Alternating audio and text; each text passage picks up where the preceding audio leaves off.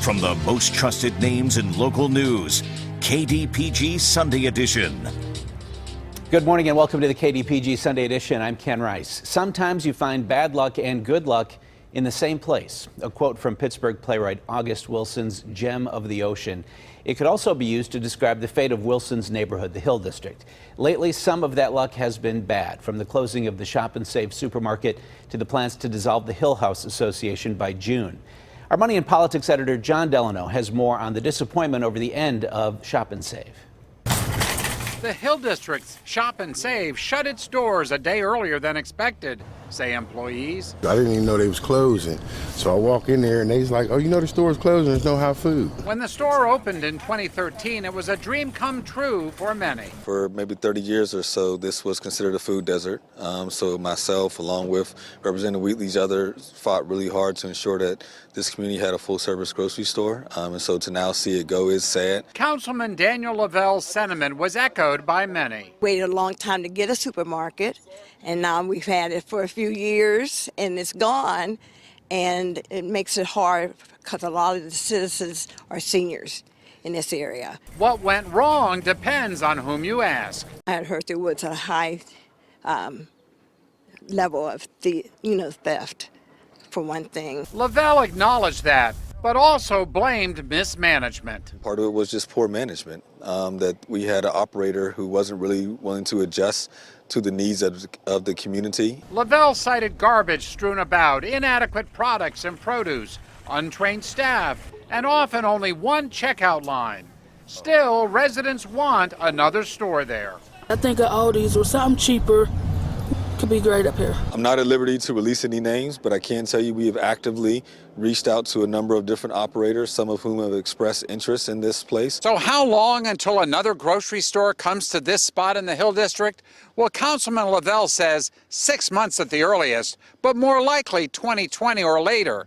But there is reason for great optimism that a grocery store will come here eventually. The redevelopment of the Civic Arena site will create a large market of new supermarket shoppers. The Lower Hill is anticipating another 2,000 residents coming to the site.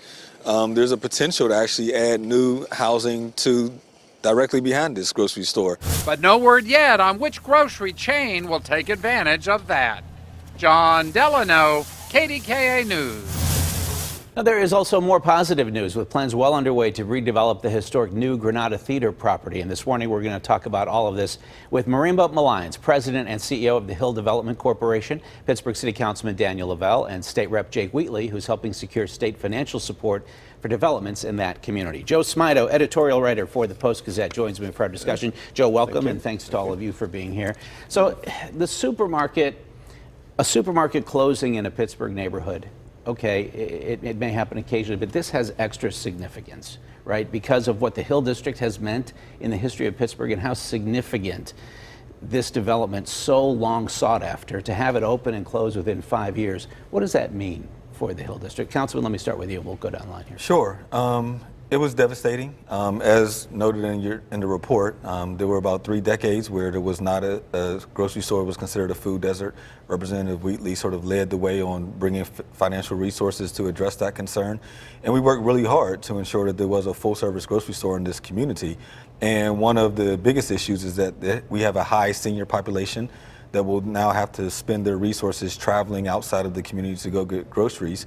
But with all that being said, we are actively working to ensure that another grocery store hopefully opens in its place and within the coming year to be able to service this community. Ms. Malines, why do you think it didn't work? I think it was a number of reasons. I think that it probably wasn't the best deal structure from the very beginning. It was what we call a sweetheart deal in the development community.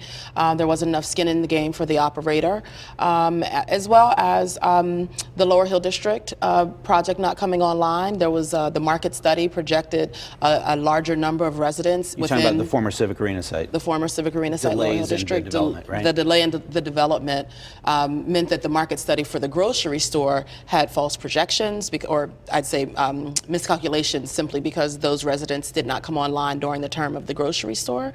And I think that there were definitely some some sourcing and inventory issues. The prices were the biggest issue that I heard from residents on an ongoing basis, that the prices were not competitive, and so they would just travel to areas where there was more competition, but more competitive prices. Representative Wheatley, as I was saying, this isn't just any grocery store in any neighborhood. This is the Hill District, so woven into the history of this city when you think about immigrants and the melting pot that occurred back in the early 1900s. And the fact that this grocery store came in with such great expectations and it's already closed. I think it was only 5 or 6 years that it was open. How do you see it? How do you explain it? Will it discourage someone else from coming in and trying to operate that store? Yeah, so I'm going to start off by saying, Ken, I don't think although it's hurtful, and it's, we all would have liked to have seen it be successful. I don't think that it's a bad thing when a model business operator comes in, his model doesn't work, because there are still a lot of interest, as Councilman Lavelle just said. There are a lot of interest in coming into the Hill. So I take a positive spin from it. We learned some lessons over the last years, and whatever operator moves in now, I think we are better able to equip that operator and our community with a better partnership. So I'm very excited about the potential moving forward. And don't you think, any of you really can answer this question, don't you think the Hill is like ready to pop? I mean, there's the arena redevelopment. You're so close to Oakland with all that's going on there. Isn't prosperity bound to come your way? Well, I'm going to let Marimba speak, but I will tell you this. I think 13 years ago, maybe more than 13 years ago, we started the foundations to having, as you used, Joe, the pop. I think there are a lot of things that went into when the CDC started priming the pump. There are some foundational things that are already there. We don't celebrate them enough. I mean, we're looking for that major explosion, but there are a lot of little pieces that adds to the foundation for when the Lower Hill comes about. But there are things that are happening on Herring Avenue. There are things that are happening up in the Upper Hill. There are things that are happening in the Uptown, which I still see as part of the Greater Hill community. So all these things around are making it conducive to what will eventually become what people see, all of the advantages of what we've been doing over the last 15, almost 20 years ago, again. I just want to, echo that the POP is essentially an investment of time, energy, and effort that has gone into the Hill District from mainly residents, but in partnership with local government, with the philanthropic community, with a lot of different partners over many years. So I think it's important to first say that this is not just about timing. This is about really difficult work that has gone in. And then secondly, even if this weren't my job to say it, I still would argue that the 1.8 square miles between downtown and Oakland, known as the historic Hill District neighborhood, is the most important land in our region. And the way that it goes is the way that Pittsburgh will go. So I am ardently in support of us redeveloping this area in a way that really celebrates the cultural legacy, that centers economic vitality, and also connects the innovation economy effectively to the residents and the people who are here. So yes, it is ready to pop. We are excited about that, but we want to make sure that it happens in tandem with the Greater Hill District Master Plan, which is the governing document for our community. Councilman, did you want to weigh in on that? Sure. I'll simply sort of reiterate what Marimba said in terms of the way that this development goes is the way that we'll be able to view our region as a whole. And I really believe that. And when you look at every economic indicator, diversity is key to any thriving city, and to be able to invest in the minority community in this city and able to redevelop the Lower Hill in a way that economically and socially uplifts that community is going to be critical to the future of this region. I want to talk more about the good things, and as Joe says, the reasons that you feel that the Hill District is on the verge of big things happening. But let's get the challenges out of the way. So you're hoping to get a new operator for the grocery store. The Hill House, which has provided social services for decades, is done, closed up. Millions of dollars in debt. Ms. Malines, you're with the Hill Development Corporation.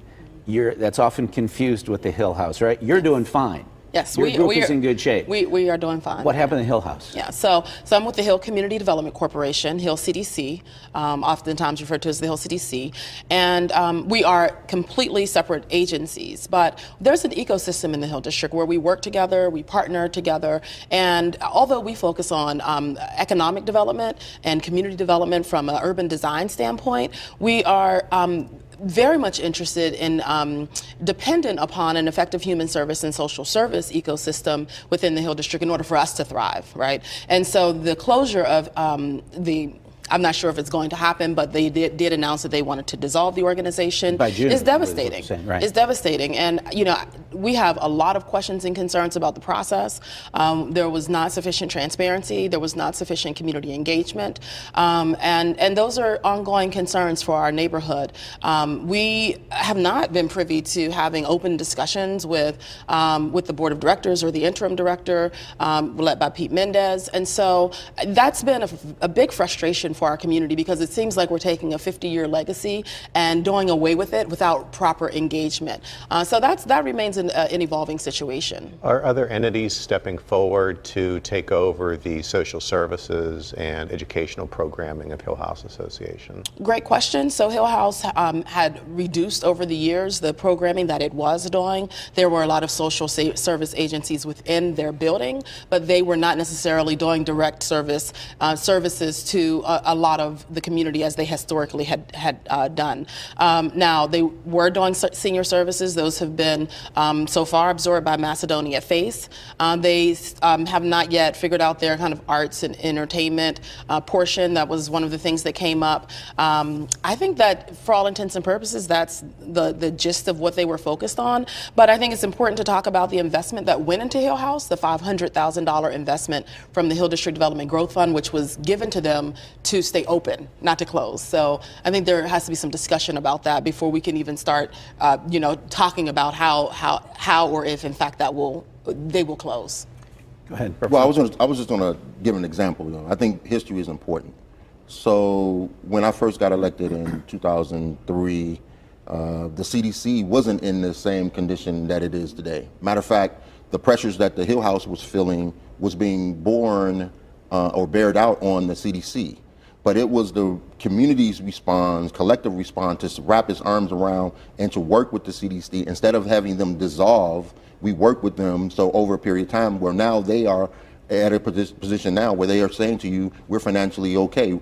Barely. I mean, well, they're okay, but they certainly could need more capacity building. This is why we're so disappointed in the decision by the board to dissolve itself, because although it's not final, we think we could still collectively work together to figure out a way to keep the Hill House solvent. In 2008, they did a capital campaign that wanted to guarantee generations to come to enjoy the Hill House and the services. That was 2008. Almost 10 years later, they're closing their doors. So for us, it's like that's a punch in the gut, especially since it came as a shock that the financial conditions were so bad that we didn't know less than a year ago. We need to take a break, but you're saying you think there could still be a chance to save the Hill House? I want to explore all opportunities to save the Hill House. They have several properties. Do you know, are they on the market yet? Yeah. So the Hill District Development Growth Fund pitched in, which is housed at the Poise Foundation, pitched in $500,000 to help bridge the Hill House through this difficult period so they could go through a public disposition process of 4 of their 7 properties. They did that.